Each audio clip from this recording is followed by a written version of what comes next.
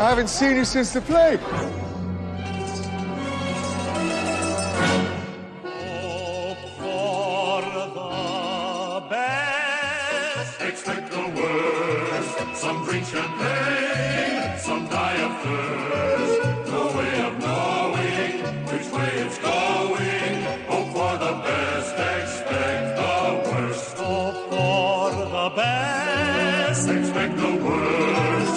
The world's a stage, we're unrehearsed. Some reach the top friends, while others drop friends. Hope for the best, expect the worst. I knew a man who said a fortune that was splendid. Then he died the day he planned to go and spend it, shouting, live while you're alive. No one will survive. Life is sorrow. Here today and gone tomorrow. Live while you're alive. No one will survive. There's no guarantee. Oh, If someone walked in on me alone in my room and I was watching Euphoria, I would honestly rather them, like, see me watching porn. Do you know what I would honestly rather... Really? Why? I don't know. There's just something... Because maybe the show is completely different than, like, what people generally speak about it as. I but, mean, like, look, there's a lot of really intense topics, but I think also, I mean, this is just also my lens, like, as far as trans representation goes, the show, like, barriers, major barriers. And, like... Okay. Presented stuff in a very different way. But, I mean, you know, it's really heavy topics, and that's not everyone's cup of all the time. Yeah, it's not like I never watch anything with sex or drugs. We all know that's untrue. I love sex. I love drugs. But, like, I don't really... And hey, you know, I'm the guy who's like, come on, put more sexuality back in things. But, like, I mean, it's just the way they advertise that show. As, like... They advertised it the same way they advertised fucking Skins. Do you remember Skins? Yes, I do remember Skins. I didn't watch it that much, but I do remember I didn't watch it either version, but, like, you know, the whole thing about Skins was it was fucking racy and salacious. And, like, that's how they advertise Euphoria. And I'm like, I'm gonna get put on a watch list. If I watch this, I'm gonna go to jail if I put this show on HBO Max. No, it's... They talk about a lot of deeply traumatic issues on Euphoria. It's not as much about, like, yeah, scandal and this is all fun. It's very heavy. Okay. Because, like, if I want to watch teens behaving badly, there's plenty like, Gossip of Girl is right there. You know what I mean? Like, Gossip Girl is also on HBO Max. And every actor on Gossip Girl was 30 fucking years old, so I don't have to feel like a creep. You know what I mean? Like, if I want to watch some nasty, rich teens... I will choose the Manhattan teens of Gossip Girl over the Euphoria teens any day of the week. Not that new woke Gossip Girl. I like trashy Gossip Girl. I like I like that nasty Gossip Girl. That's what I like. That's the show that I like. I have not seen either iteration. Oh, you might get a kick out of it. I don't know. Maybe. If you, I mean, obviously it's not as wild as like fucking Riverdale, which I know you partake in some Riverdale. I would not say that I have enjoyed Riverdale, but have I consumed a ostensibly large amount of it? Yes. Yeah, so, like, don't you like Riverdale, though?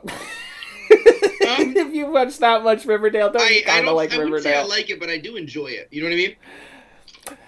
Sure. Mm-hmm. Yeah.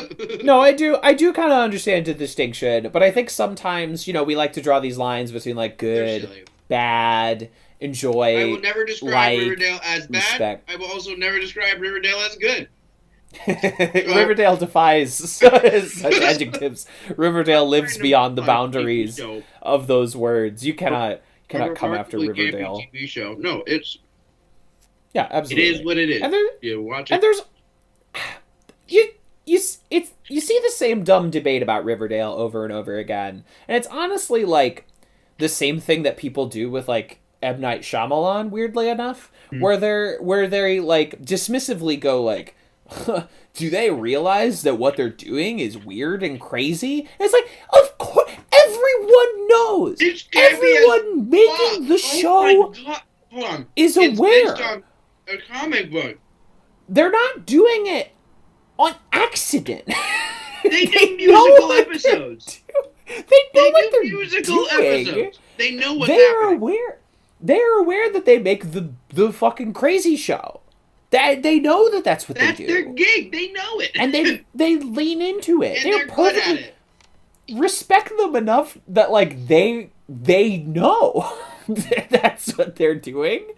And Here's they how it seem to started be for me, though. doing So, great. I watched Riverdale. I watched like one episode, 2 episodes, because a friend of mine was obsessed with it. And I watched an episode and I went, "Oh no, this sweet, delicious garbage will rot my teeth. I cannot possibly partake." And I didn't watch anymore. Too rich for me. Too rich for me. Eventually, at some point, I bit the bullet and I said, "Yeah, but it'll be fun and it'll kill time. So let me do it." And I watched it, and I got a decent amount. I got a couple seasons in, and then I fell off again. I was like, this is so much for me. This is absolutely insane. It's so intense.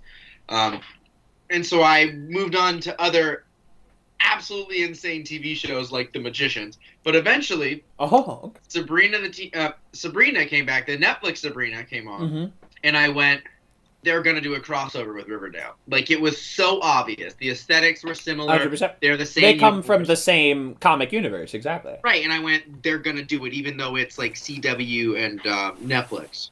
And so sure enough, and they did eventually do the crossover. They did it pretty recently, I believe. But that's when I went back to Riverdale. And interestingly, the thing that got me onto Sabrina was the fact that Lachlan Watson was in it, who, is a trans queer actor that had an active role in defining the way that they handled Leo in Sabrina. And that's what got me into Sabrina. So then I was like, I'll go back to Riverdale. And then I went and I watched basically, and then I got up to date with it. And then I fell behind on all of it because that's just going to happen. That's just the way it be. Right? So it's like, and it's all insane. It's part of the advantage of having a podcast that forces you to watch certain shows. That's true. It's like, I'm sticking with it, bearing through The Witcher. You know what I mean? Can I tell you? I've been sitting in suspense of the brackets we're going to be doing. Yes, and very exciting stuff. What I want to watch right now, and I found myself going, or watch in like several months when we would actually get to do what wins the bracket. You know what I mean? And I'm like, okay, but what do I want to watch? And I'm finding myself, I'm going in that because another friend of mine is now tweeting about it constantly because they're doing a rewatch of Lost. And I'm like, I already know that Kevin's going to put Lost on. It might not be on my bracket. If it's not on your bracket, that's actually probably a good thing because then I'll actually watch it. It's something I desperately want to. I will do a podcast about Lost. I don't know if right now and this podcast is the exact right way to do it. It's 6 seasons. There's more episodes than there were of Community. Right. It's like an hour-long show as opposed to a 30-minute show like Community. It was still on network, so it's not like Cable or The Witcher where it's like a full 60-minute hour. It's like a 42-minute hour. But sometimes the finales are like 3 episodes. It's like they did 3 episodes as one big episode, right? So, we just got done with Community not long ago at all. I don't know if I'm ready to bear down in on another really lengthy embarkation like covering Lost. Right. But it's definitely on my... I was fucking around with my bracketology at work where I was like listing out different things that I thought is possible, and Lost is on the possibility, but man... it's so big. It's huge. It's so big. Lost is big. That island. Big island. Big island. Not that big, actually. It's big. Relatively small island. But big show.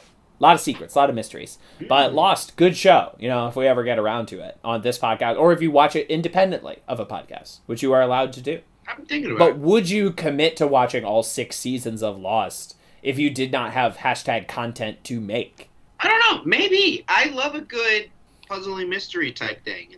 Big puzzly mystery. Right. Big puzzly mystery. Was like legendary for like...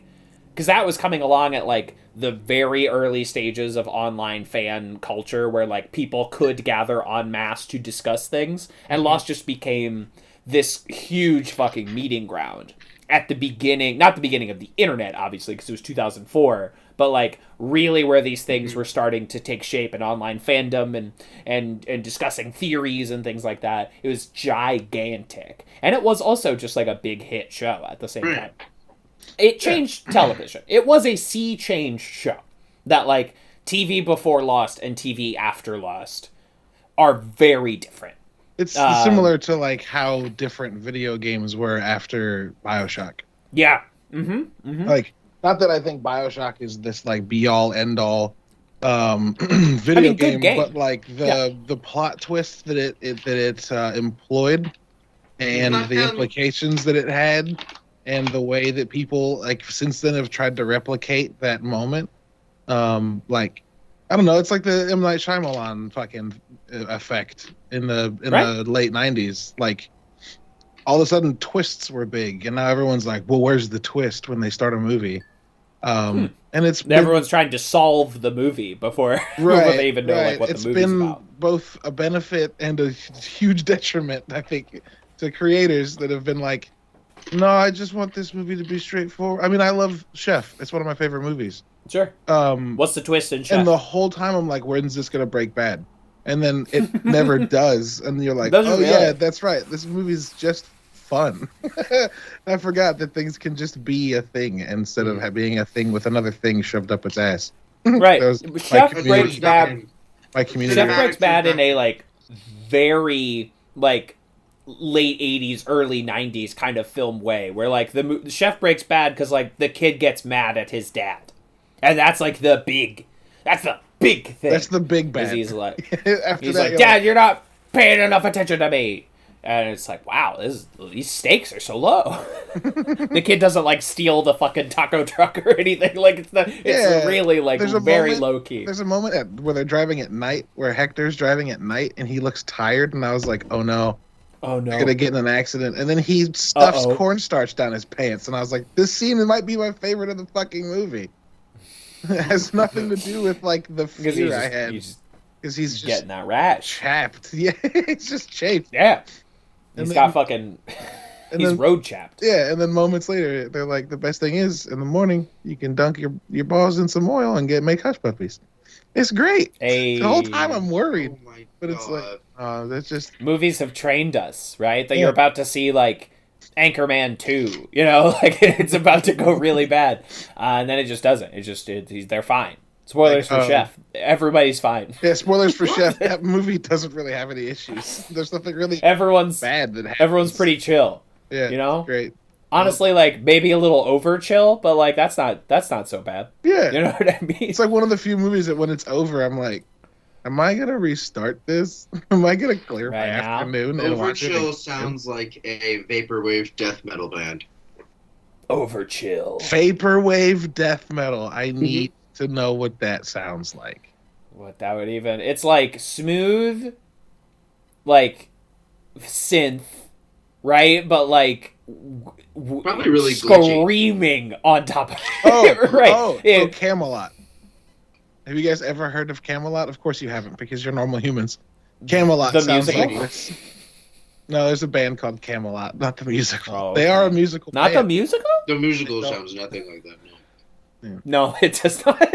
I'm not. The Quest for Camelot? We're all talking about The Quest for Camelot, the animated film, right? Yes. Oh, that one? I'm sorry. I'll stop. Caleb, you can talk about what you wanted to talk about. No, that was it. Just Camelot has that. Okay. It's like heavy synths and metal. I don't know if I would classify it as vaporwave in any capacity, but it do be synthy, and it do be metally. Is it Camelot with a K or Camelot with a C? I think it's with a K. Right. Fuck yeah, dude. Oh, hold on. My Dark Disquiet. That's not Camelot. That is. Oh my god. It's in Control. What? Which is a that game I need to play. It's a band called Poets of the Fall. Can you hear this?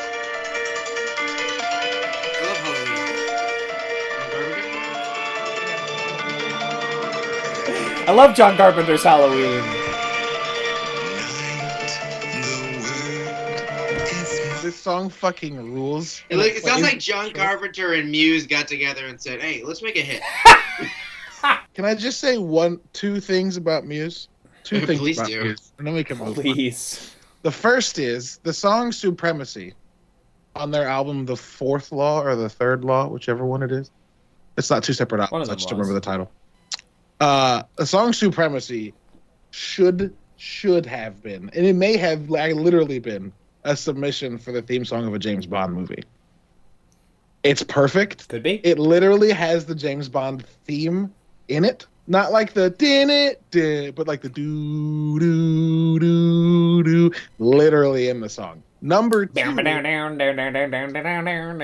It's the perfect, like, listen to Supremacy by Muse. It's the perfect fucking James Bond song. And if it never gets used, it can't, because they don't pick songs that have already been made. They have songs. Yeah, exactly. They submit. It pisses me off. They need to make a James Bond song. More than that, if there was anyone on this planet who could make an absolutely buck wild fucking whip ass version of Dayman, the musical that fucking Charlie makes in Always Sunny, it would be fucking Muse. And like, Muse. I just need Muse to make that song full band orchestra, all of it, because it would be incredible. Yeah, full like Knights of Sidonia, excess of electric guitar. Yes, yes, sure. Dayman, it would be incredible.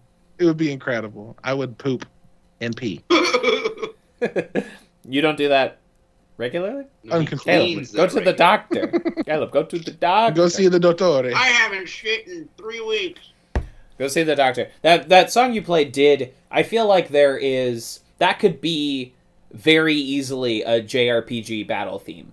You know, because a lot of JRPGs, instead of the traditional symphonic, when you get into a battle, they've composed some kind of like jazz score with vocals to like accompany the fights, and it rules. That could very easily become one. Yeah, absolutely. Very Persona of you. It's for anyone who's curious. It's called My Dark Disquiet, and it's by Poets of the Fall, and that song fucking rules, and it plays in the game Control, and it rocks. It rocks. It might not actually play in the game, but you certainly find a room full of like bright yellow acoustic foam, but brutalist acoustic foam, the shit that's like 2 feet long, sticking out from the wall. And there's a single chair in the middle, and there's speakers seated all around the room. And you can go outside on the control panel, hit play, and then walk into the room, and that song plays in that room. It fucking rules. It's the best. Sick. Why is it there? I don't know, but it's great. Love when a game does a needle drop. Love it. Yeah. Every time. Red Dead Redemption. Love it every time. Because you never expect it.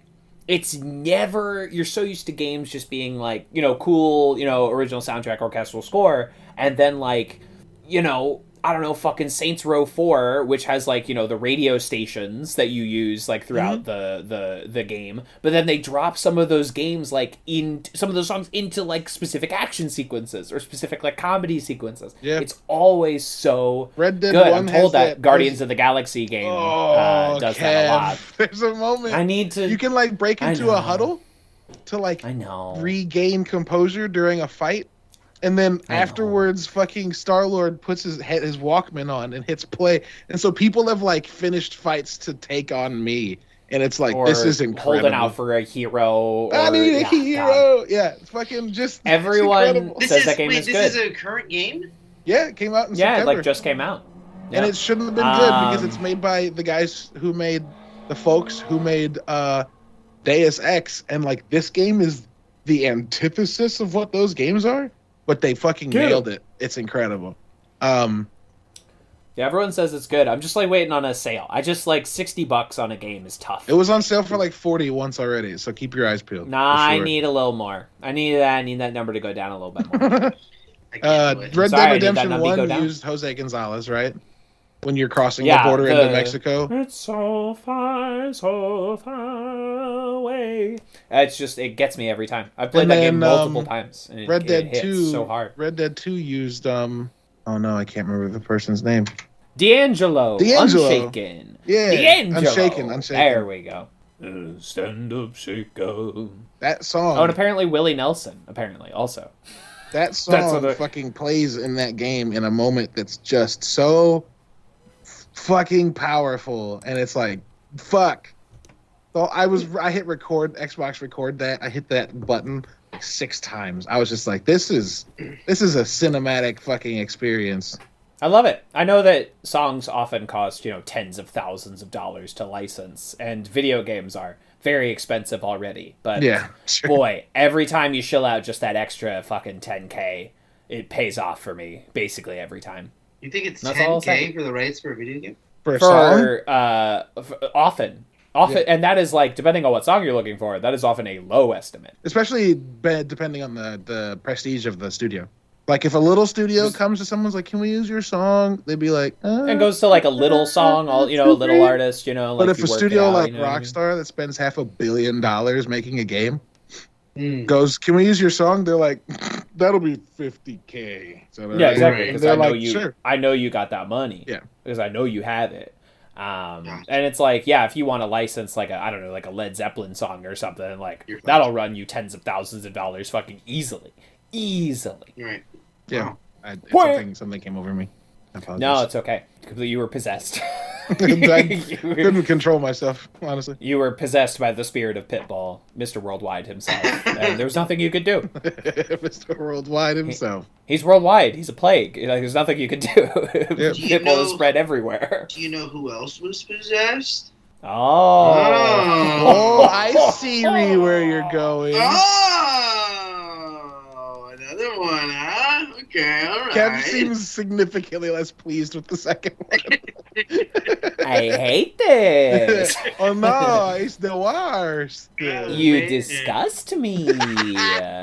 You are the I wish the Deathless Mother would come and take me away from this place. Take me away. This is, of course, Advanced Media Studies, the podcast where our aim is to watch, talk about every piece of pop culture ever created 1 week at a time. We are here at the temporary close of our Witcher winter break. I am one of your hosts, TV's Kevin Lanigan, and if I was going to die in the world of The Witcher this week, it is because I got a sword stabbed vertically up through my head and yanked out the front of my whole face. Bifurcation. And I fell off a cliff. Bifurcation. Hey, everybody. My whole head turned into a snake tongue, is what happened to me. That's fun. I like that a lot. Inky. Hey, everybody. I'm Jace. I use they, them pronouns, and if I were to be in the world of The Witcher, I would die by having my face eaten off by a basilisk. I'm Caleb, the third host, the daddy host, the hostess with the mostest kids, which applies doubly so now because I've become a professor. And if I were to die in the world of The Witcher, it would be because I got my hand lodged between the buttocks of a fat and sexually rageful goat. You cannot be doing that. You cannot be doing this business. As soon as fucking Jaskier said that, I was like, got it. Write it down. This is what I'm using. Write it down. This is how I will die. Great. Got it. Send it to the fucking press. Nailed it. Woohoo. What a crazy fucking episode. What a wild I love how none of our predictions were right. Oh my god. To pull the cart way before the horse. When Dijkstra showed up again, I was like, here's where I am proven correct. No. Whoops. Yeah, and then the owl turned into a lady, and I simped immediately. Yeah, I was like, I took my it's Toy Story 2, I took my Yennefer toy and my Tisea toy, and I said, I don't want to play with you anymore, and I dropped them down to the horrifying dream sequence. Philippa Eilhart has arrived. My fucking room is turning from a cowboy room into a Philippa Eilhart room as as the camera is panning in real time. Toy Story, check it out. I suppose. Let's just dive on into it. Season 2, episode 8. Family. Fast and Furious season. Very Dom. Yeah, very Dom Toretto. Family. Family. I need to get that as a soundboard sound. Oh my god. Family. Wait, yo, Caleb, so last time you gave us a little heads up that the opening, there's the opening 10 that you usually watch before it does the bumper. Yeah. And then you were like, the bumper moves. I was like, okay, let's see. And then the bumper moved, and I was like, fuck yes! And the bumper is literally like the spheres colliding. The convergence of spheres. And I was and then they shatter, and it's like foreshadowing for Siri later. At the end of the episode. And then they teleport into another fucking sphere. Which is hell yeah, dude. It's sphere wild. time. This episode is directed by Ed Bazalgette, written by showrunner Lauren Schmidt-Hisrich. There you go. And, who has had a fucking week and a half, hasn't she? Yeah, she is going through it. I don't know. Do we want to talk about that a little bit, Daddy Host, from what you've seen? Sure. So Lauren Schmidt-Hisrich decided to start a conversation. Okay. Kev, you start it, and then when we get to this week's events, I'll try and recap them. Yeah. So there's something that just comes part and parcel with A, being a woman on the internet, or B, anyone making any media related to quote-unquote nerd properties, where there's just like an industry of dudes on YouTube whose job it is to make everyone mad at you no matter what you do, right? And one of the worst examples of this is a guy called The Quartering. Don't look it up. don't look him up. He sucks. Don't trust anyone whose name starts with the. I'll just say it. Or his name. I mean, even Justin Timberlake had the good conscience to tell Mark Zuckerberg to drop the from. Oh my god, Caleb. It's cleaner. Yeah. Chase, also, there was a very funny. There was a very funny video recently where they were like, Dakota Johnson and Andrew Garfield reunited from The Social Network. I'm like, they didn't have a scene together in the fucking Social Network. They did not share a frame. Wait, is Dakota Johnson even in that fucking movie?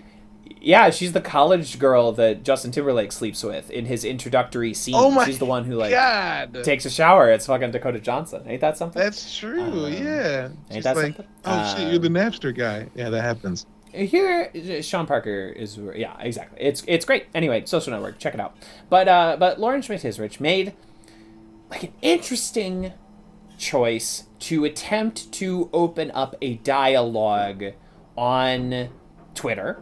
Asking him to come into the conversation and meet peaceably. She'd also had like moments where like her kid was at school and Googled her and found like nasty shit about her on the internet, which obviously sucks. I can't even imagine like being that parent or that child, like that has to suck, especially because your mom didn't do anything fucking wrong. And even if you don't like the TV show she made, fucking chill about it.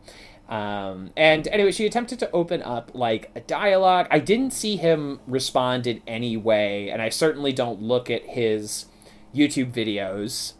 I don't know if he made like immediately leading me to like Jordan Peterson, Rogan, and the fucking salad buffet. I watch YouTube when I'm falling asleep in bed a lot. I don't need to ever encourage the algorithm to put that stuff in there in any way, because it will ruin my YouTube forever. There will be no salvaging it if I type his name into youtube.com. I won't do it. But I didn't see him respond in any way. And a lot of people have made very justified, like, hey, I understand what you're trying to do, but also, like, you have a big platform, and bringing this guy up at all in this very public, like, you're giving him airtime, when it's like, maybe you shouldn't ever give someone like this airtime. Daddy Host, I assume this is what you were talking about. Yeah, because there was a lot of people that were upset by, like, the fact that this guy is a garbage bag who, despite like being like, I don't say anything that mean, is like, homie, what? And then yes, you do. And he's one of those guys who's like, I tell my followers not to like flame people, but then makes everything in a very specific way to get people to flame people, just without he dog whistles flaming people. Do you know what I mean? Like we all know what you're doing. You're not fucking sly. It's not tricky. You didn't pull one over on us. And I saw a few of his little short video responses that were on Twitter, not on YouTube. Yeah. And he does the like typical thing of like, let me answer this question by, believe it or not, never addressing the points in the question. Of course. And then Lauren replied.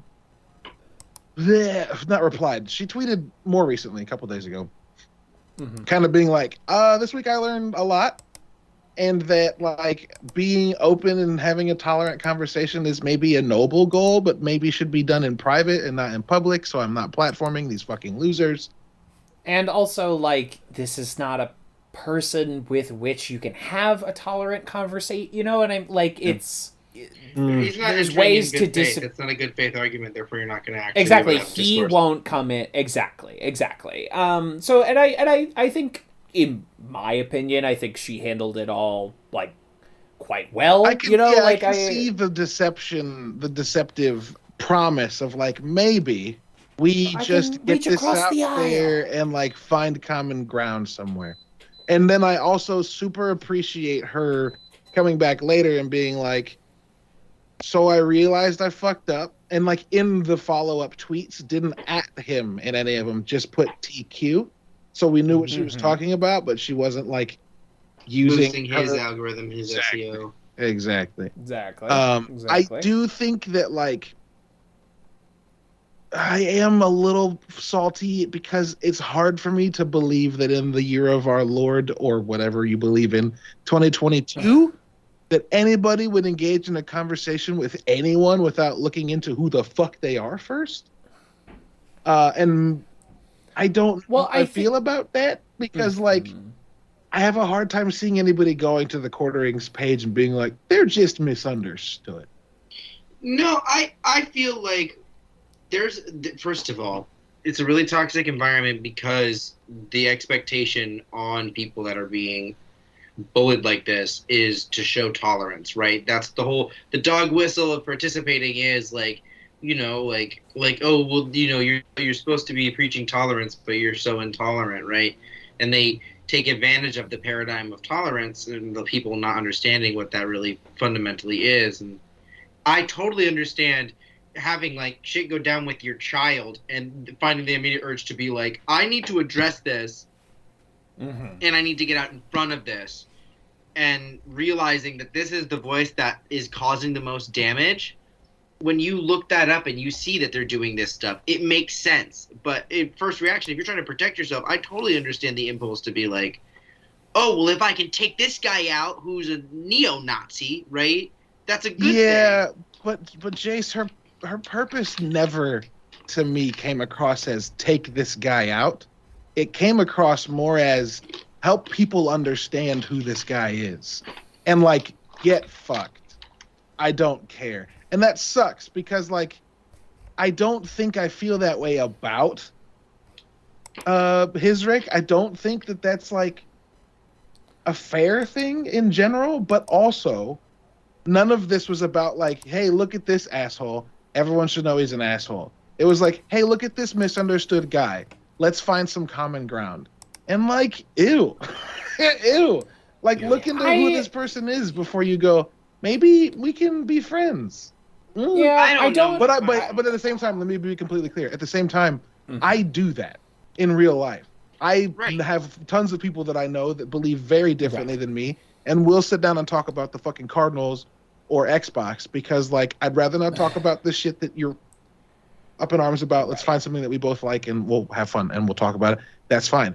Which is why I think that this would have been fine if it wasn't, like, on Twitter being retweeted by thousands of people and, like, just kind of opening this Pandora's box into this guy and his followers and all the people that, like, have tried to stay away from him who might have found an identity in this show. Especially since his followers are like, there's too much diversity in this. You're adding dumb woman characters. Just saying all the, like, tape Yeah. I mean, no one who's watching him. The women characters are literally the best part of the show. I don't care what anybody fucking says. Right, and like also if you've read these books, like by book 2, Ciri is the main character, and we're spending like less and less time in Geralt's direct POV, and you would know that already if you read the books. But also, right, like, it's all video gamers.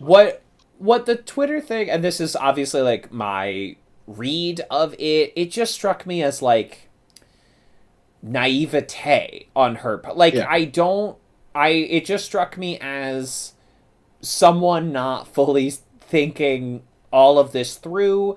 I've not seen her do anything like this before, so she was like trying something, you know what I mean? Sure. And there, intent versus outcome, how much do you weigh one versus the other? But it just struck me as like a liberal naivete, like I can reach across the aisle and we can find common ground, but perhaps it should just be there cannot exist common ground between us because like what you believe is so fundamentally like not just different from what I believe, but like antithetical to me. You know what I mean? Like you believe that like I should not exist.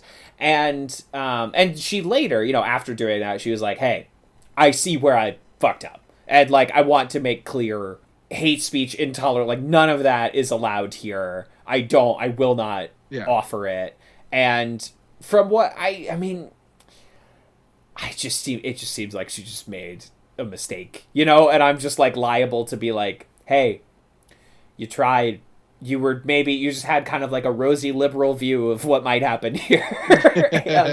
and that did not come to be. But I also understand where you are less willing to be like, oh, it's all right, champ. I do understand that as well. It is what it is. Hopefully she just doesn't do it again. Yeah. And it's something I'll get over. Right? Like I'll pretty quickly be like, this was gross. Don't talk to me. But then in a couple days, I'll be like, it was handled the best it could have been. Given the. But then The Witcher will start filming in 2 months, and you'll forget all about it, and you'll be like, hee hee hee. Yeah, exactly. For sure. Also, she said that Witcher season 3 is fucking huge, and that's exciting. I believe it. Can't wait. Whatever fucking like article where it was like 2 billion fucking trillion million streams in a week, and I was like, all right, so we don't have to worry about this show going anywhere for a little bit. Yeah, we Netflix found the new Stranger Things. It's about Henry Cavill having a big old sword and little abs on his armor. He made little abs to go on the outside of the like, hey, I don't want my chest armor form-fitting, please. It's supposed to protect my form. That's so funny that he has just like little abs on the outside. I love it. It's very like Xena to me. It's exactly the aesthetic that I like of this show. This show is just like a really high budget Xena. Yeah. Like if Xena had cash to burn. We all love that for our I don't warrior know if I've ever princess. seen Xena, now that I think about it. Oh, explains Jason's so much. Gay as hell. I like that. You said the magic words. Where can anyone watch Xena? Now I'm curious. Oh man, now I want to know. So y'all can feel free something. to rebuke me on this, but like I doubt that you've ever watched this. But there's this show called Miraculous Xena Warrior Princess: The Adventures of Ladybug and Cat Noir that my daughter watches. That's a baby ass show. I think I've heard of this. So it's an anime ass fucking show, and we were watching it because my daughter likes it. Anime anal show? No, that's not at all what the fuck I said. You said anime ass fucking show. Oh, gross. Oh, my daughter watches it, you monster. Get out of here, anyway, you pervert. Anyway. There was a moment for this week where I was watching this show, and my daughter was in bed already. Like it was just on when we put her to bed. So I came back and sat down, and because I'm a dumb human, I just sat in front of the flashing lights.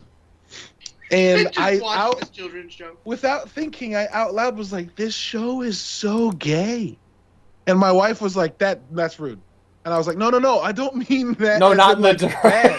I mean, this show is so gay." And she was like, "What do you mean?"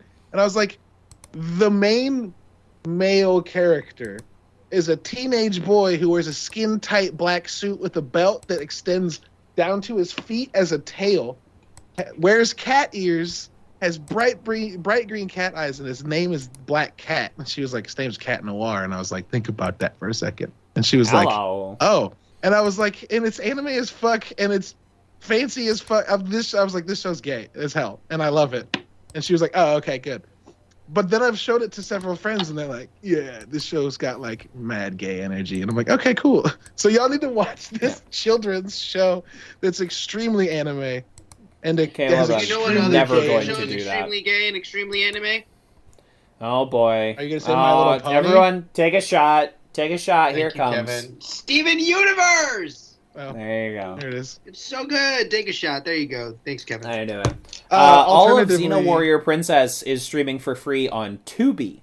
Oh, Tubi. Right. Have you ever used Tubi? I've never used it.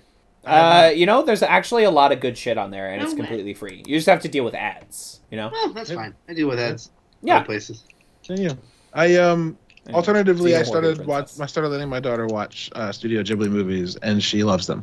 Oh, nice. Oh, well, hell yeah. I didn't get into Studio Ghibli way later in my life. She liked Totoro? She liked Totoro a lot, and we started watching Kiki's Delivery Service, and she's in love with that as well. So yay. I'm waiting to get her into the more serious and kind of violent ones, like Spirited Away, Mononoke. Princess Mononoke. Yeah, Princess Mononoke. That kid's gonna have nightmares after fucking Mononoke. Mononoke's cast rules, but like that movie's dark as shit. You're gonna get to the opening scene where there's like a possessed boar full of worms. Your daughter's like never gonna sleep again. I'm gonna be like, this boar is Keith David, and it's great. And she's gonna be like, why is it spitting blood? And I'm gonna be like, because the environment. Who's Keith David? Dad, who is Keith David? I'm gonna say Keith David, and she's gonna be like, weren't you on the Cape? And I'm gonna be like, fuck yeah. Nah, good joke, kid. Good joke, kid. Yeah, you're smart. You're smart. I knew I liked you. You get to stay for a while. Oh, Keith David! Oh, you really didn't know? No. I thought you were doing a bit. I was being... okay. Jace, you concerned me very deeply. I was like, you need to go to the brain doctor. We did a whole show about this man. No. You need to go get your head fucking checked. Whoa, like the characters of The Witcher, who got their head cut off and their brain face eaten by a big monster. And their brain face eaten. And the brain face got ate off. And Vesemir didn't like that. Brain face. I saw... So on one of those threads where everyone's getting mad at Lauren Schmidt-Hezrich, but before the quartering thing, for the other thing, for the Eskel thing, I saw, like, deep in one of those comments, someone was like, and before I ever saw this episode, they were like, Vesemir stabbed Ciri. I will never forgive this show for that. And I was like, man, what? Did you see what was happening? You wouldn't stab Ciri a little bit? Also, seconds later, she was like, I'm fine. So, like, it's okay. And also Vesemir was like, I'm sorry. I'm sorry. I mean, he just lost basically a son. Like, he is not... So many sons! His sons keep dying! Like, he's already not over, like, that first one. And then, it makes it totally... He's like, Vesemir is living a fucking Arthur Miller play, All My Sons, you know? He's like, the death of the 21 pilots, you know? He's just, like, living in that fucking torture. Yeah, he stabbed him a little bit. And I think everyone is, like, reading... Because they played Witcher 3, the video game, where, like, Vesemir and Ciri are chill. And they're inferring that to have always been their emotional relationship. But, like, no, this is part of the journey to that emotional relationship. You know what I mean? Right. Like, we have to get to there. If there's one thing that this show does really well... It's called an arc! It's called an arc! Character arcs. I mean, I'm thinking of Yennefer in particular, right?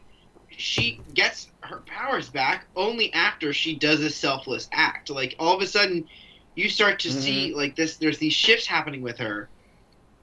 I don't know. The way that these characters develop is really organic and is not just direct point A to point B. Like, you go places, you do different things. It's not clear cut, and it makes it really exciting and enticing. And so, yeah, it shouldn't be just perfect with Vesemir. I like that Yennefer regaining her powers is much more of an emotional journey internally than it is like, oh, I got the rock or I ate the thing and I got my powers back. Because like people losing their powers, I've seen it 100,000 times in various mediums. It's inherently a little boring to me. It is only good when the overcoming of it is related to like your mental arc, like in Sam Raimi's Spider-Man 2. I was literally going to say this is very much the Spider-Man. Peter Parker loses his powers not because anything happened, but because he's just completely fucking worn down and exhausted, and he doesn't believe in himself anymore, and he gets them back through achieving that. Like he regains the powers through like the mental belief of maintaining his powers, you know what I mean? And that is, and you know, you could say the Deathless Mother did have something to do with it, but like what's much more important to her regaining her magic is like slitting her fucking wrist to like welcome her, which is like Siri. Which welcomes back, like there's that moment in the first season where she arrives at Aretusa and there's like the shattered mirror, so it's like it's even like a callback to like her emotional journey for like her entire 100-year lifespan. It's also fascinating because what she did for Siri in that moment was an act of her saying, you know what, it was her going against it and accepting that she might not ever have her powers again, right? Because she was going to portray Siri so she could get her powers back, and then she was like, no, I don't want to do that, and then so there's something really powerful about the idea of her being like, you know what, this is bigger than me, I don't need my powers, like I just want her to be alive because her power is so massive that I feel whole when I'm working with her. And only at that point was she then granted her own power back. And also, can I be completely honest? I loved the fact that like Geralt, like after all this happened, like was talking to her and is like, homie said that like it was gonna be more than just like destiny that makes this work. And I wanted him to say like, I love you. I knew it wasn't gonna happen though. And when he's like, it's Siri, she's that extra thing, and then just turns and walks away, I was like, oh god, this dude's mad. This dude's big mad. No, he's pissed. He's pissed. Yeah, understandable. And like doing one thing doesn't like erase all. You know, like sees her and sees that as like a potential thing, but he's like, but it's also like he can't trust. He's like, you have to know that I can't trust you yet. Yeah, you must know that. So you're gonna have to put in the fucking time. You have to. There's got to be more. This can't just be. This has to be a long-term change for me to accept that it's a change. Right. I love it. It's great. It's great. It's mucho very good. Yeah, It's a good. What's the showrunner's name again? Lauren Schmidt-Hisrich. She sure knows what the fuck she's doing. She's pretty good at writing stuff. I gotta say, she's really fucking good at this. She's pretty fucking good at writing stuff. And you know, the fight is so much fun. The like, you know, getting these creatures that were just not possible in the first season of this show, are generally not possible on television at all. So much and just money. like this massive fight with these big fucking creatures, and the Witcher's doing battle with a bunch of monsters, which is what everybody wants to see. It's why we're all here. I want to see guys fight monsters, and it's really cool. And you know, having Jaskier there as comedic relief, it's fine. You know, it's cool. I understand. I get why you have to have him there. I think it's so fun. It's such an enjoyable venture into the genre, you know, and it doesn't feel pretentious. It just feels exciting and real. Yeah. It's very cool. It's very, very exciting. I'm also if this is the budget that they had this year. If this was their season 2 budget. I know. And it did the numbers it did already. Oh my god, season 3. Big. It's gonna be. Oh my god, season 3. And they know it, dude. They've set us up for all-out war. And I'm like, are they gonna give that to us on season 3 or season 4? Because now we're in Monsterland. Now the fucking y'all, some dark Hunt are there. Shit happens in this episode too. Some dark shit that I was like, oh my god. All right, we're doing that. Yeah. Great. We get like series, you know, fucked up dream sequence where she's like surrounded by all the people that have died on her, you know. We did get Calanthe back for this one. We did get Calanthe back. Yeah, we did. Oh, right. And of course, Francesca doing a fucking Old Testament like Man. baby killing. Like, oh my god. I was like, don't do that. She Don't she do did this. That. Oh no. She did it. This is terrible. Not what I would have done, personally. Not at all. Pretty fucked up. Just like, she's putting the thing on the door, and you're like, they're not. She's not, right? No, this Suck season it. has gotten intense, and I am here for it. Dig it. I'm a little bummed. I'm a little bummed at the like. What if we put a dog between the original owner and the kid that it's fallen in love with, and let them both say "come home" and see which way it goes? I was a little bugged by that. What was this? The Siri, and like hearing Geralt being like "come home" and seeing the illusion of her parents and them being like "come home." To me, feels and her like parents doing the like, I'm cold, Mr. Stark, and they're like falling apart. You know? Yeah, it feels a lot to me like that thing that you see in like Air Bud, or I don't know. There's a movie. No, it is that Caleb. That is the climax of Air Bud 1. Okay, you know, yeah. where the child Joe and the crazy clown, exactly, are like calling Buddy back and forth, and he goes to Joe. He goes to the child. Yeah, it's been 30 years. I've seen that enough, but it's fine. Spoilers for Air Bud 1. Now I'm completely lost. What? Okay. Jace, there's nothing in the rules that says a dog can't play basketball. No, Jace. So, in Air Bud okay, 1, so Air Bud 1. There's a Air moment Bud 1. where, at the very end, so Air Bud's about a clown's dog running away, finding a boy, playing basketball with the boy, and falling in love with the boy. And then the clown finds out, and there's this moment at the end where you have a big wide shot, maybe not, but still, clown on one end of the street, boy on other end of the street, dog in the middle, and they're both like, come home, Bud. And Bud has to choose who he loves more. And the whole time you're like, it's gonna be the fucking kid, because if it's not, this movie sucks. This is a bad movie. Witcher, this episode did that. Like Ciri in a vision with Geralt being like, come home, and the illusion of her parents being like, come home, and in my brain being like, obviously she's gonna walk out of this. It's a plot device. It's a kind of contrived. No, Siri, stay here. It's chill. But then she didn't. She never walked out. Yes, she 100% did. No, she didn't. She got out of it, did she not? Yeah, it falls apart. After she the offering, it was not because of her. That was the whole thing. They said she was like, she can't do it because she needs a new vessel. No matter what, it's not possible for her to undo this. Yeah, they dust, but they dust because Yennefer is like pulling sure the Deathless Mother out, right? It's like it's and not, the Deathless Mother Ciri is not doesn't going to take like that make a form break with Yennefer, so that's like, yeah. So she doesn't. That's why I said I wasn't to, like, very mad at it. I was just like, but it's also like it's that also does make it like a weird beat where it's like, well, Ciri doesn't even like make a conscious choice here, which is like understandable. Exactly. She is possessed, but it makes the whole sequence very strange. The whole sequence is like, you have the power, and then on the outside, it's like, she never had the power, which I don't really get. Come on now. Like, why were they telling her to like hang in there? Was it so she didn't completely give in? What would have happened? Yeah, like what? There's like an understand, it makes a certain amount of sense. It's like this person's possessed, and it's like, keep fighting, try and push this person out. They realize that that's not really possible, so Yennefer like makes the fucking sacrifice play. Yennefer takes one for the team like a fucking champ, and then they port over to color corrected red world. They port over there. They ported over to Hollywood's version of India. And then I was gonna say Mars, but you're not wrong. Slap that. Oh, we're in Mexico. Slap that fucking yellow filter on there, baby. Yeah. Slap that fucking filter on there. I didn't do it. That's Hollywood for you, man. Yeah.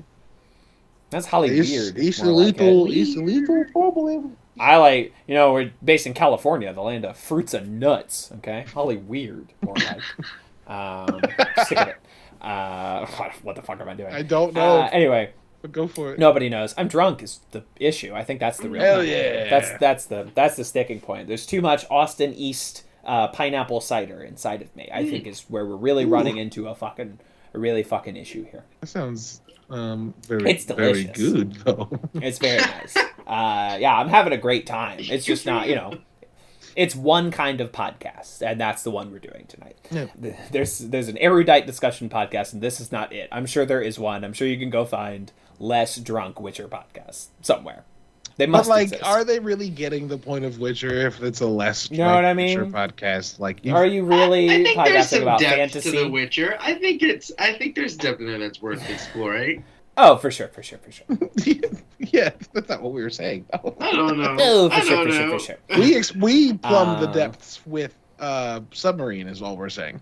We all live in a yellow submarine because there's a yellow can of Austin East. Didn't think that was going to play out as well as it did, but here we are. Thank you, the Beatles. Check it out. And but we also meet Ciri's hot dad. We get a reveal that the White Flame, whose full name is like the White Flame who conquers the thing and burns the guys. You know, it's like a really long fucking medieval ass name. But what happened? What was her? Did she believe he was dead, or did she believe he left? Yes, she believed that her parents, I believe, died at sea, frozen style, and but apparently that didn't happen. Right. And as far as I am in the books, they have not revealed exactly how that went down. They've actually moved this reveal up in the order of events quite a bit, which is fine. Let's get it out of the way. So the Porcupine Man became this guy, the Emperor of Nilfgaard, and I'm sure we'll learn how eventually. Yeah. He was the Porcupine guy. Right. Yeah. So it's the Porcupine guy, Cahir and Fringilla, you know, he's ice cold to them. You know, they do nothing but work for the king, and the king don't give him shit. Well, you know, they super lied to him though.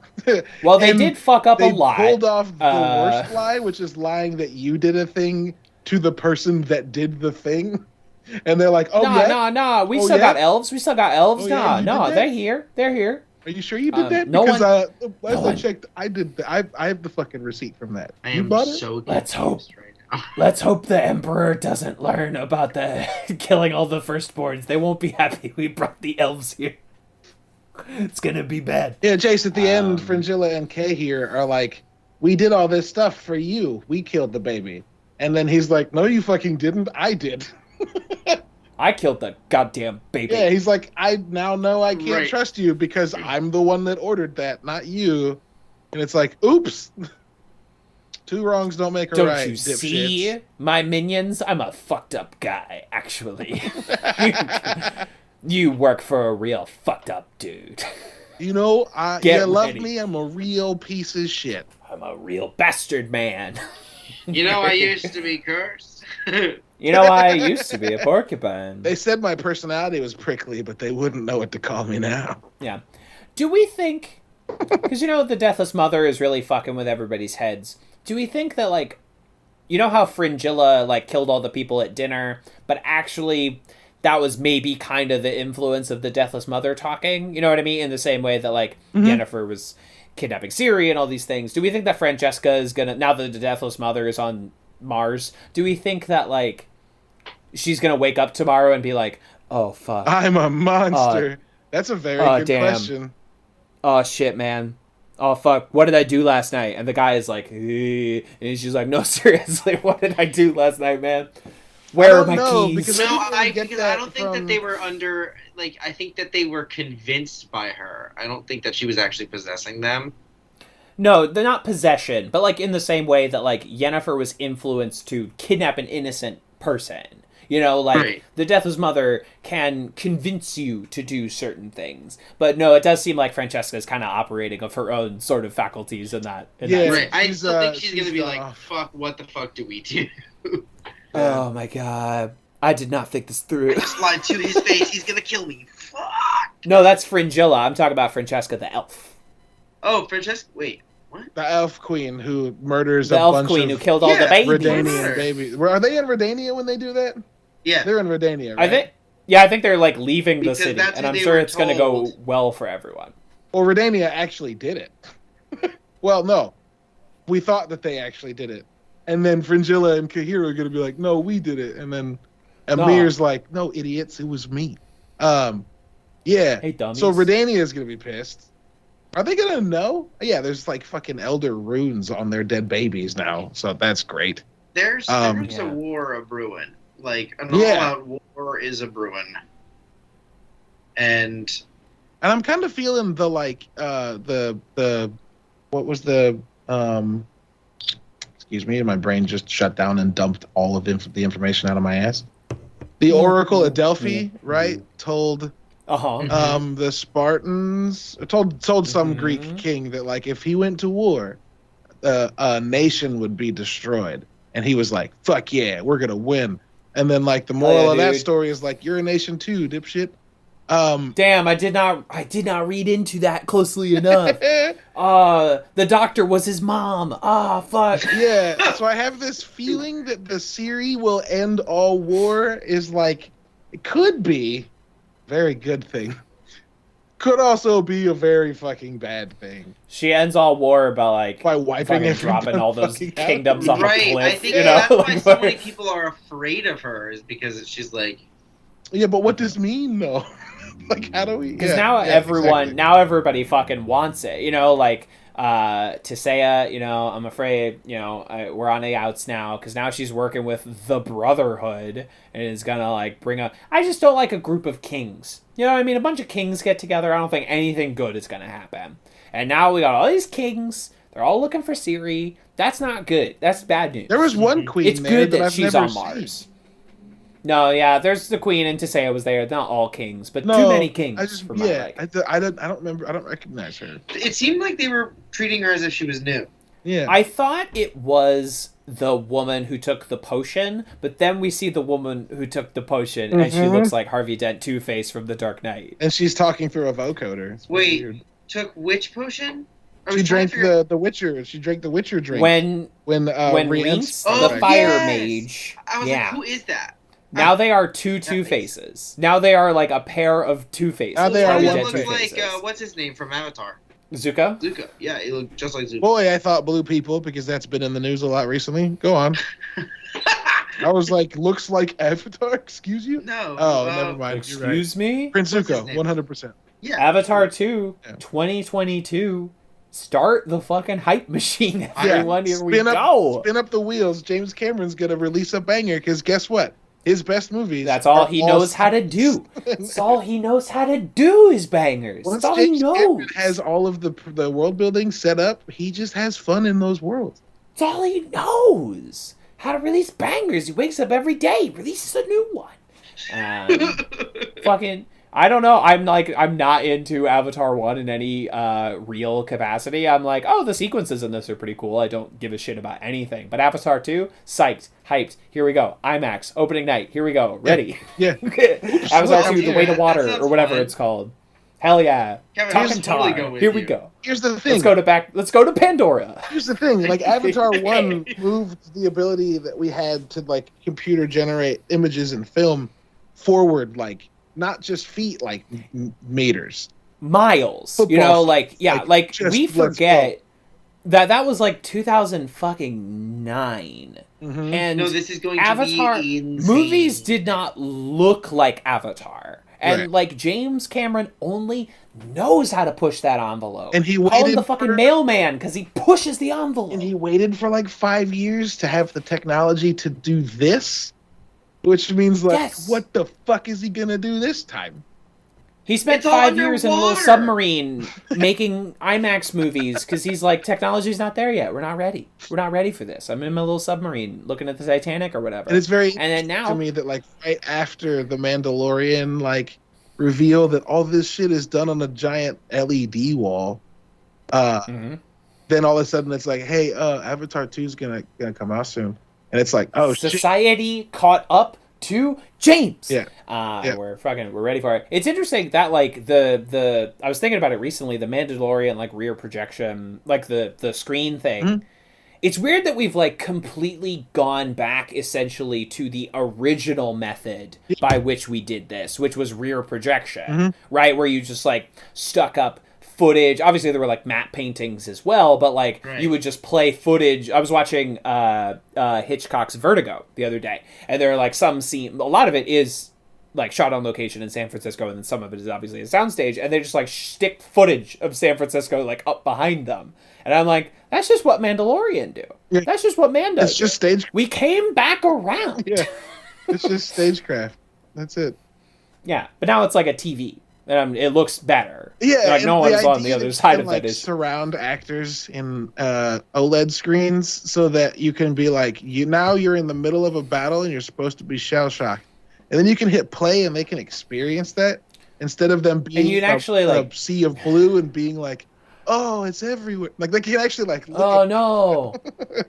No, it's like it's so remarkably helpful to an actor. Yeah. Yeah, it's just have like any context, something texture, to play with. Yeah, anything.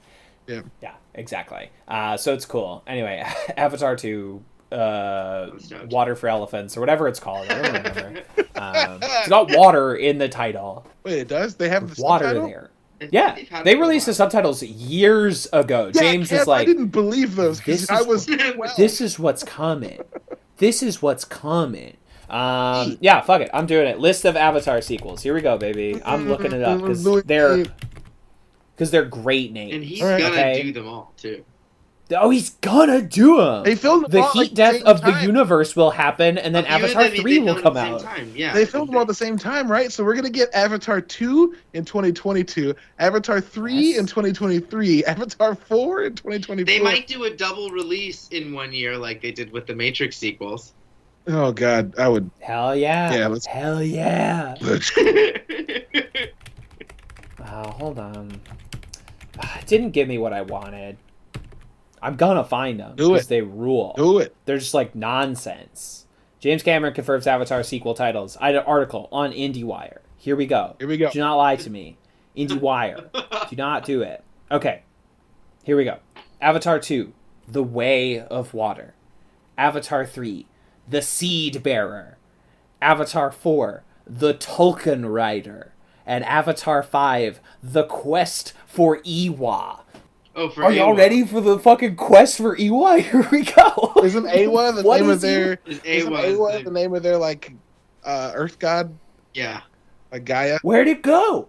Where did Awa go? We gotta go get him. They killed the fucking quest. They killed the fucking mother tree. So like Awa's. We got a quest for them. The quest for Spock. Okay, hang on. Go. The Way of Water is definitely gonna be trying to find Awa, and it's gonna be how they find the seed for a new mother tree. The seed bearer is the person carrying that seed. They carry the fucking seed, dog. The Tolkien Rider. Oh, that's gonna be about J.R.R. Tolkien and his like parallel existence on Pandora.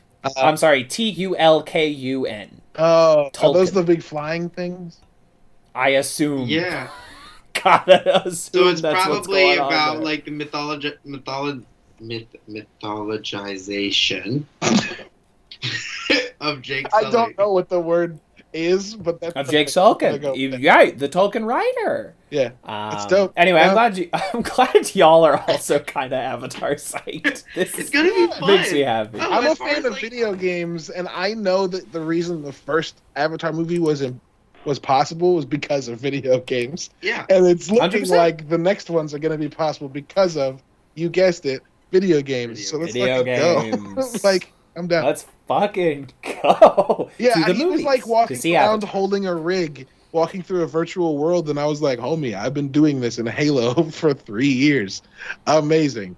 And like, let's do it. Yeah, let's fucking go. I'm down. And here's the thing about James.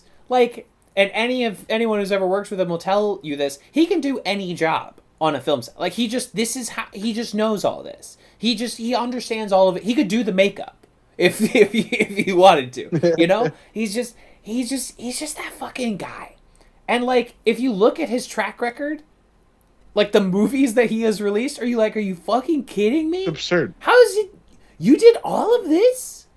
His ability to Terminator 1, Terminator 2, Aliens, Titanic, The Abyss, Avatar. Like, straight, he's throwing fire.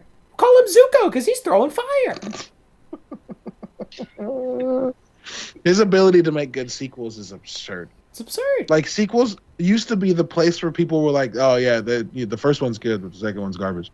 And then he did Terminator 2, and Like, hold on. Then He he did Aliens. He did Aliens. Which is maybe the best sequel ever fucking made. Speaking of video games, like, the most influential movie of all time on video games. Every video game reason we have indebted Horde to mode. Aliens. The reason we have Dead Space. The reason we have, Any movie, anyone about Space Marines. Fuck, exactly. Half of all video games are about Space Marines, and that is not because of Warhammer, it is because of Aliens. It's not because of Starship Troopers as much as everyone who loves Starship Troopers wishes that it was. I mean, Starship Troopers also rules. You know, we're not anti-Starship Troopers. No, not at all. But it's Aliens. Yeah, with the crowns over here, it's on their head. It's on Jimmy Cameron's head. It's on Jimmy Cameron's head. Jimmy Cams. And honestly, Alien and Terminator, two things that we just like keep trying to make more of, and like it just doesn't work. And I like a lot of Alien sequels, but it's just not all the way there, you know. It's funny because it seems like stop. It seems like it should have been pretty obvious. The best way to make a sequel is to make it an action movie about soldiers fighting aliens, and then like they made a couple Alien action movies, but had to add Predator to it, and there's only one of those that's okay. The other Alien vs Predators are poopy no good. I honestly think Aliens is so good that it like you can't make a sequel to it, right? Because like Alien 1, perfect horror movie, one alien killing a bunch of fucking truckers, you know, like it's such a perfect thing. And then the next one, it's like, okay, 300 aliens and we're gonna shoot them 1,000,000 times. Yeah. And that you've kind of blown up the xenomorph at that point. Like at that point, like literally, but also like at that point, it's like, well, what else do you do with the xenomorph? I've seen guys kill 1,000,000 of them. Yeah. Have you all seen the concept art from the Neil Blomkamp Alien project? Probably. It was about like Weyland Yutani overstepping their bounds as they do, and like capturing and attaching VR rigs to xenomorphs so that people can control them. Like attaching head rigs to them, and like it looks ridiculous. But the moment I thought about like what happens when like the xenomorph starts to push back through the connection, I was like, I would watch the fuck out of this movie. Cyber xenomorph. Yes, that's how you do it. Xenomorph cyber shit. Like, it just becomes that movie where like Russell Crowe is like the virtual serial killer. Does anyone know what I'm talking about? Excuse the fuck out of me? What the fuck is this?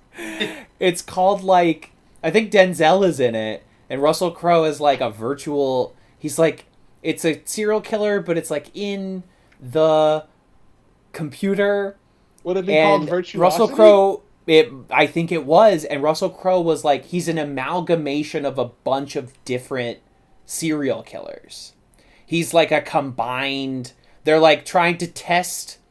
God, I'm probably getting the plot. When a virtual reality simulation created using the personalities of multiple serial killers manages to escape into the real world, an ex-cop is tasked with stopping its reign of terror. This greatest film of all time. Greatest film of all time. Virtuosity. God, I'm so glad I was close about what that movie was about. I was getting worried there for a second that I had like dreamt this film. In a fever dream one night, you made this up. Because I now sleep underneath a picture of Russell Crowe, and I was like, maybe I made this movie up in my dreams. Maybe I did. This is one of those movies streaming now on Paramount Plus. Oh, I know what I'm doing tonight, man. Oh, man. Virtuosity. There's a quote from Russell Crowe in this movie where he says, just because I'm carrying around the joy of killing your family inside me doesn't mean we can't be friends.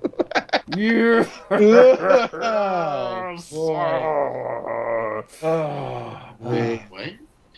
Yeah. You got William Fichtner in this movie, because of course you do. This is the movie he was born to be in. Fichtner? Ficht. I think it's Fichtner. I think it's Fichtner. All right. Well, he pronounces his name in a way that's more difficult. Well, I've never heard him say it, I guess. I don't know either. Young Kaylee Cuoco, Tracy Lords. Fun fact, Denzel Washington took this role because his son asked him to, and 25 years later, that son would also star in a science. John Dave. Yeah, that guy. That Be John kid. David Washington. Yeah. Tennant's own. Virtuosity's going on my bracket. Just Virtuosity. We have to podcast about Virtuosity. Man, this is incredible. We each get 5. We get 5. We get 5 picks, and they can be anything. I don't even know if I have 5 shows I like. Doesn't have to be shows. Movies, books, comics, music, Broadway. You know, like, you can do anything. God. Oh, good. Okay. Yeah, you don't have to limit it to TV. I would like to see us break out of studies. TV every so often. Exactly. We're not advanced television studies. Though that is almost entirely what we have done so far. We did 1 movie. Man, but it can be anything. I'm just reading the trivia of this movie, and it's just... A Virtuosity? It's just... It's a lot. I'm so glad I could teach you about Virtuosity tonight. I've honestly, that's my good deed for the day. Good for you. Good you. It's trash, but, it's tasty trash, in my opinion. By the way, Russell Crowe's character's name is Sid 6.7. So that's it. When he pulls up to Madison's house to kidnap her daughter, the song on the van's radio is "The Photograph Kills" by a band called 30 Odd Foot of Grunts.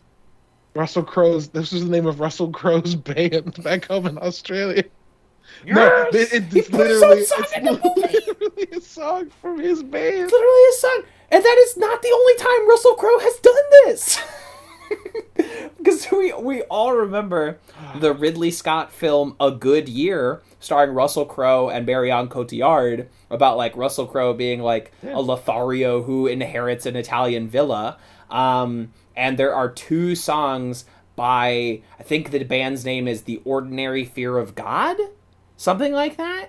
And Russell Crowe is the lead singer of that band, too. Is not the only time he has done this. You want to know a fun fact tied to what you just said that's from this movie, Kev? Please. Apparently, when Sid 6.7 is first formed, he cuts off his own finger and licks the wound, exclaiming, a good year. Russell Crowe, who plays 6.7, later appeared in A Good Year in 2006. That's not trivia. That's just a whoops. That's just a weird thing. It's just a weird thing that happens to happen I guess it's just a weird connection. Oh, my God. I need to watch this movie. Where can I stream it?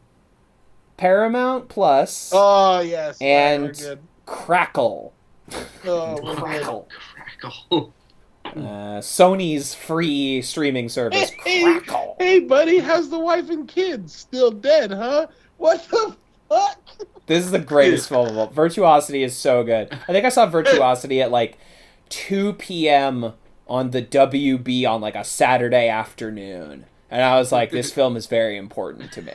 And I'm glad I could bring it back here for all of us. I thought I was going to rewatch Heat, Michael Mann's Heat, because he announced Heat 2 as a book. But maybe I'm going to watch Virtuosity instead. I think I'm going to treat myself to a little trash. I'm going to be a little raccoon. I'm going to enjoy my little trash. The character says, "Oh my God," and Sid 6.7 says, "Which God would that be? The one who created you or the one who created me? You see, in your world, the Lord giveth and taketh. But in my world, the one who gave me life doesn't have any balls." Who wrote this? The greatest writer to ever live. Oh my God. This is Patty Chayefsky scripts. Patty Chayefsky fucking wishes, dude. Sorkin wakes up every day just with holds a picture of Virtuosity. He's like, why can't I be this? Oh, man. The Witcher. Anything else on the finale of season 2? Good finale. I'd say good season overall. I love this show. As far as, we don't really rank or anything as far as stacking up against the first season. I think they're I'm about as good. Incline. Yeah, I like the budgetary so incline. Different though; they're hard to really compare. That's true. That's true, dog. It's not. This one was not like a puzzle in the same way that the first one was kind of a puzzle. No, there was definitely mystery, but not a puzzle. I would agree with that. Yeah, it ain't no puzzle. Not like the puzzle inside the head of Sid 6.7 in the film Virtuosity.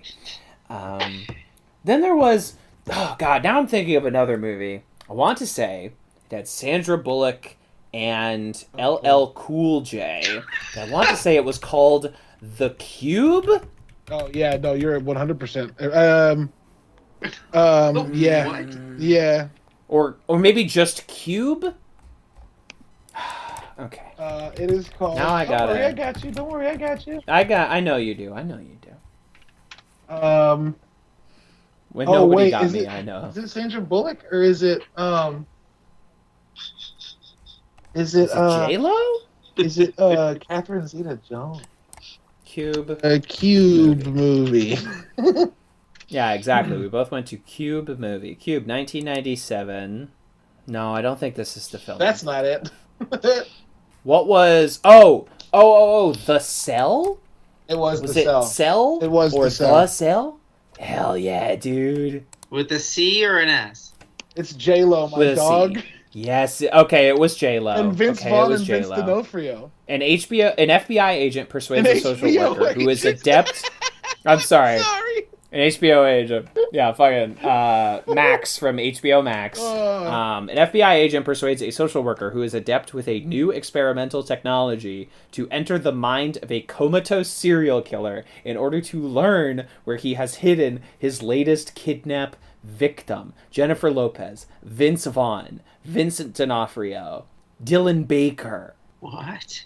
This looks wild. The Cell. This looks Where can I watch- wild. It's What? so Where weird. can I think there's where a can I scene at watch the The end where Cell someone's right like having their intestines pulled out of their stomach.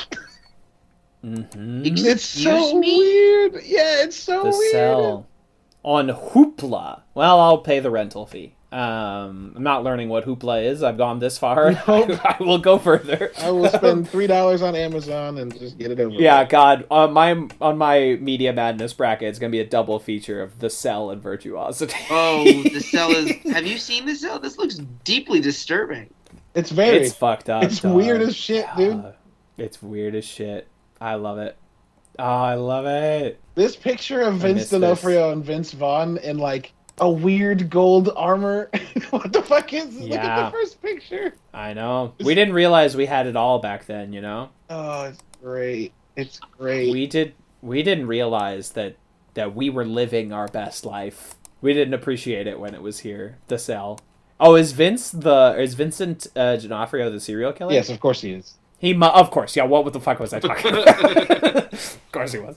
What the fuck was I talking about? You think Vince D'Onofrio is a CIA agent? Is not playing the serial killer. Wow, I'm looking at Vince with like some devil horns and some sick fucking nipple piercings. Yeah, I in just this got one. to the same picture, my dude. Man, oh man, Shevitz. Man, oh man.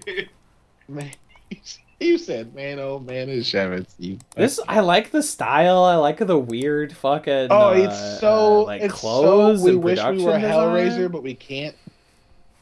Yeah. Hellraiser wishes. Pinhead fucking wants to be. What has this director done since this movie? Since The Cell. Um, Tarsum Singh. That sounds familiar.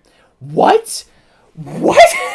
I was not. When I clicked on what else has this director done, I was not expecting the Disney Snow White film Mirror Mirror starring Julia Roberts. That's not what I was he expecting. did Immortals, starring our boy and savior Henry Cavill.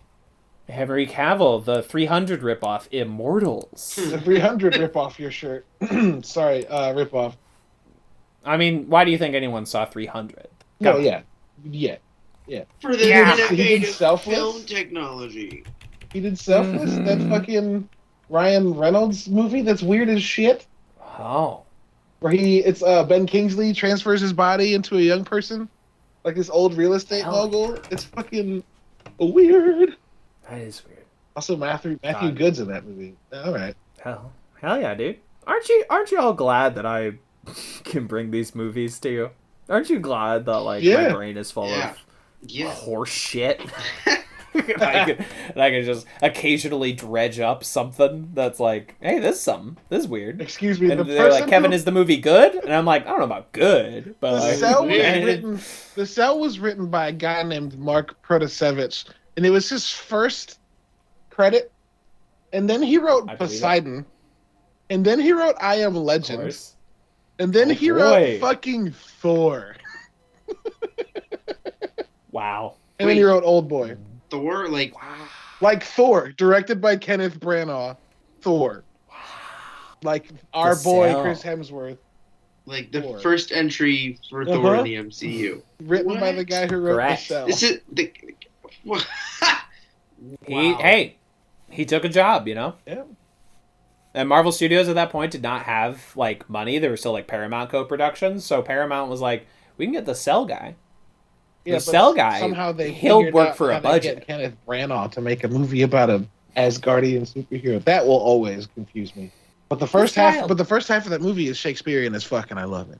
Thor getting cast out of Asgard by, like, classically trained actor Anthony Hopkins.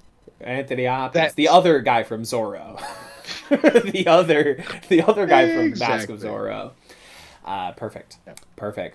Before they had Marcus and McFeely to write everything, they had the fucking guy that wrote The Cell. Yeah, that's feast or famine. We love it. Perfect. I think that about does it on The Witcher. I think we did it. I think a 25-minute tangent about Virtuosity means that we've said what we've had to say about season 2 of The Witcher. Season 3 begins filming in March.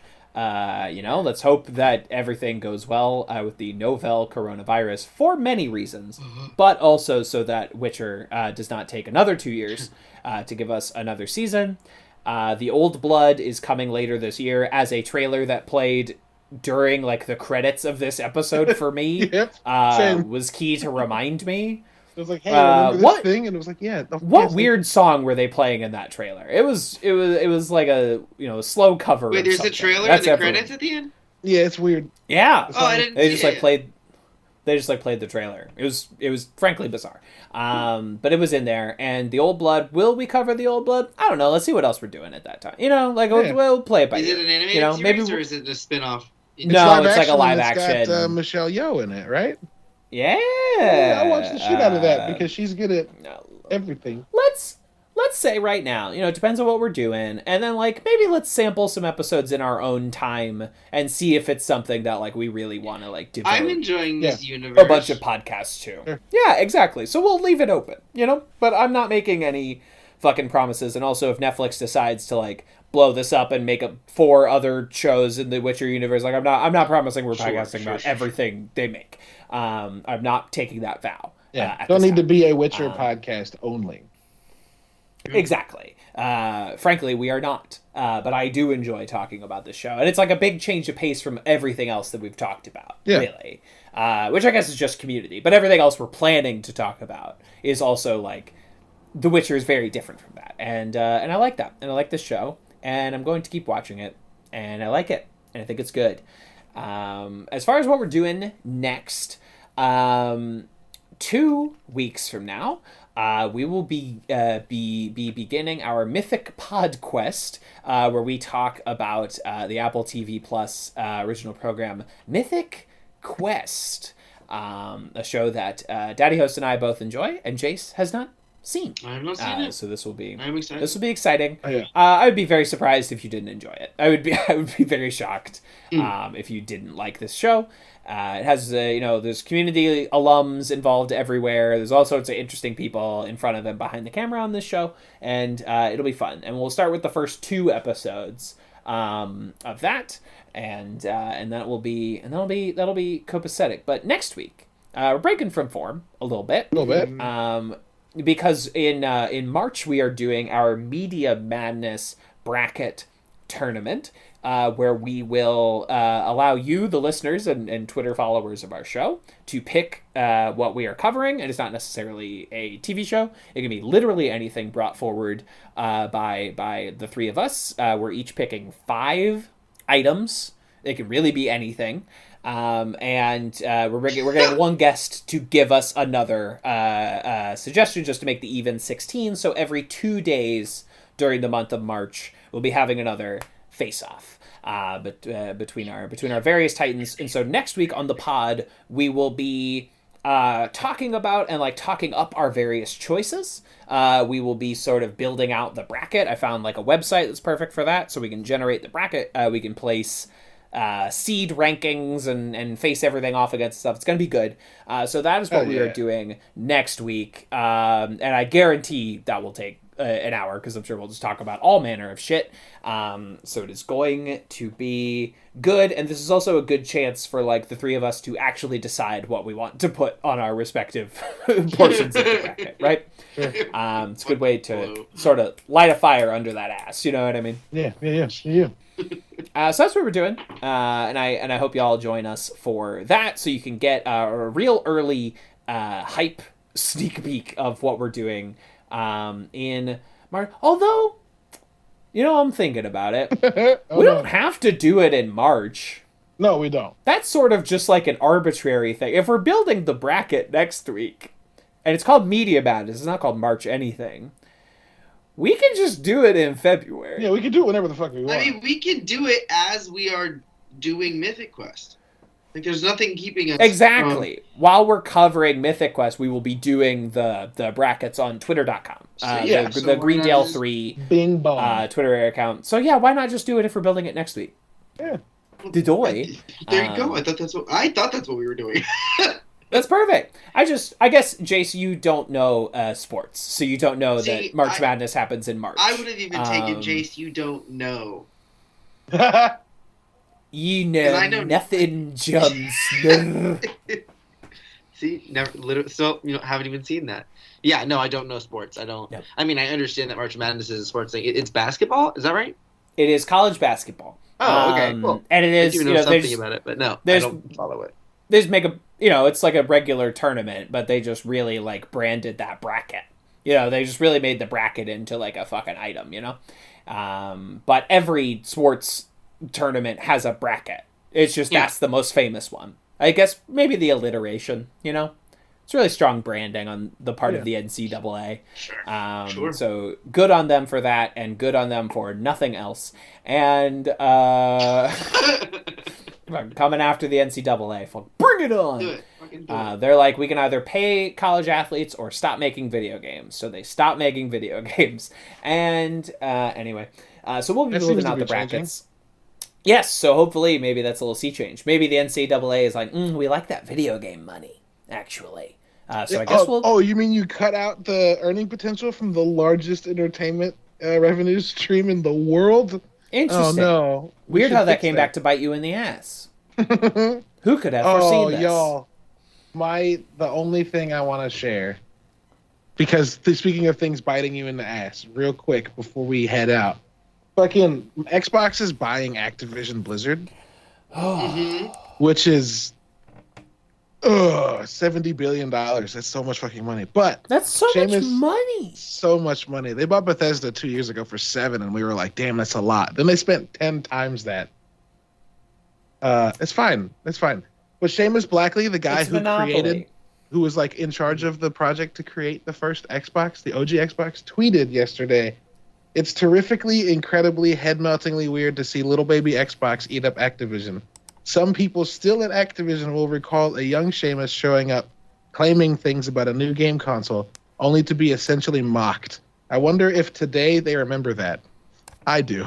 Damn. And it was like, damn, like that is the most powerful flex I've ever heard of. Hey, do you regret this? Because we own you now. Anyway, sorry, you saying it came back and bite me in the ass? No, it's good. No, it is good. We love a Monopoly, don't we, folks? It's really good. Yeah, sure. Officially the Disney of video games. Congratulations to Microsoft. You did it. You did it. Hey, everybody loves Netflix. Move over. Here comes when eventually there are two streaming companies, when there are only two companies making movies, Disney or Netflix, which side will you choose in the coming war? I guess I choose Netflix. Oh no, I meant Game Pass. I was like, Game Pass is like Netflix now. Yeah, everyone. I love Disney's that. Like, gonna buy everything.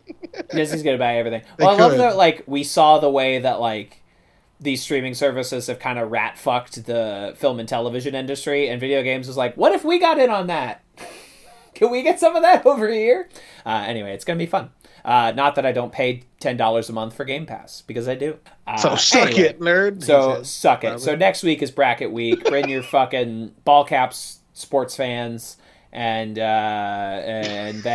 then we're fucking doing some goddamn Mythic Quest, and it's gonna be fucking delightful.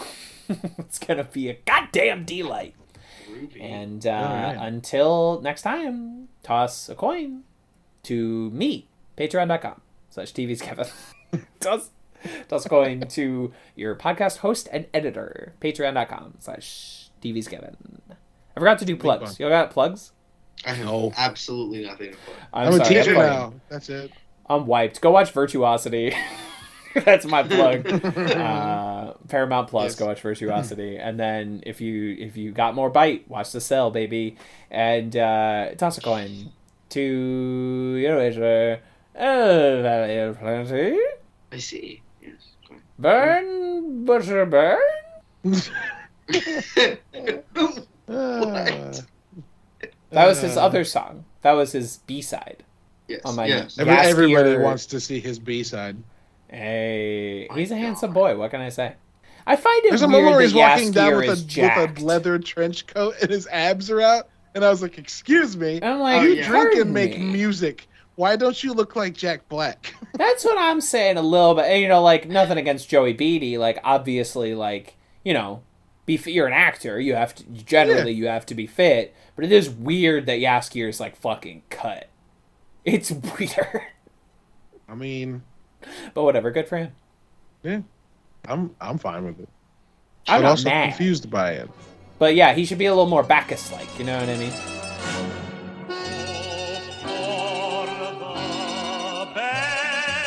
Expect the worst. Some drink champagne, some die of thirst. No way of knowing which way it's going. Hope for the best, expect the worst. Hope for the best. Expect the worst. The world's a stage. We're unrehearsed. Some reach the top friends, while others top friends. Hope for the best, expect the worst.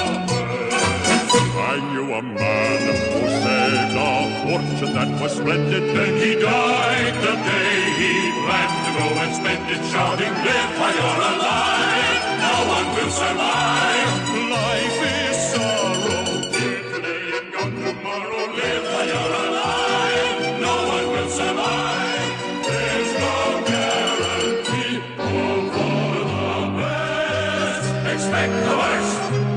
You could be Tolstoy or Fanny Burns. So take your chances. There are no answers. Hope for the best. Expect the worst.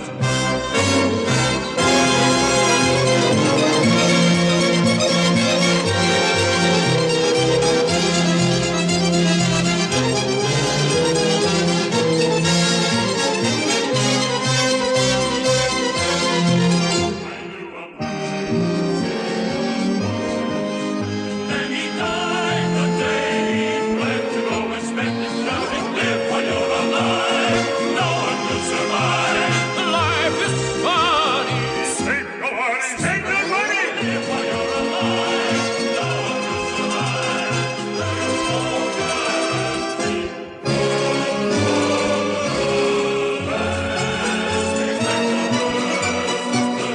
guarantee.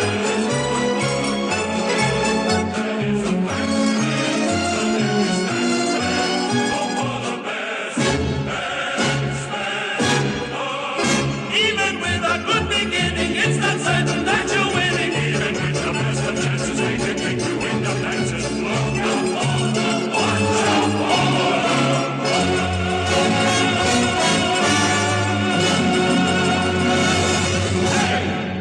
That was quite a show, very entertaining. Please tell your friends about this show. Rocco's not alive!